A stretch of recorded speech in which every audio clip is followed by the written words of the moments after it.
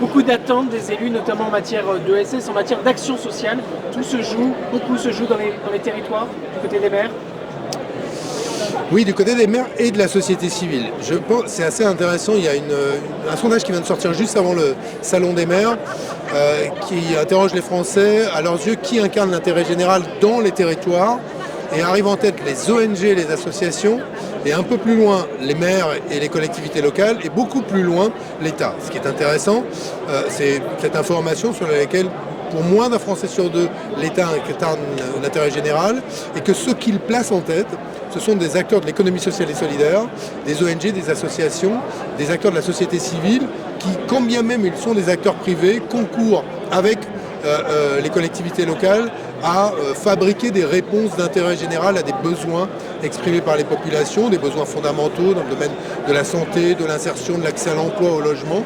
Et je crois que dans cette alliance, qui est parfois imparfaite dans les territoires selon où l'on parle, dans cette alliance réside probablement une des réponses aujourd'hui à ces fractures démocratiques, ces fractures citoyennes que l'on voit dans nos territoires et qui évidemment nous préoccupent tous. Donc je crois là qu'il y a un chemin évident, oui. Juste une très courte relance, ça veut dire que des acteurs tels que les CCAS, qui sont au premier et au dernier kilomètre, sont essentiels. Il faut les aider plutôt que tailler dans les budgets. Ah oui, les acteurs que sont les CCAS, ils sont en première ligne de ce qui est probablement une des maladies les plus importantes de la société française, la pauvreté et la grande pauvreté. Elle atteint des records aujourd'hui en France, 15,4% de la population sous le seuil de pauvreté. Jamais l'INSEE n'a mesuré un chiffre aussi élevé.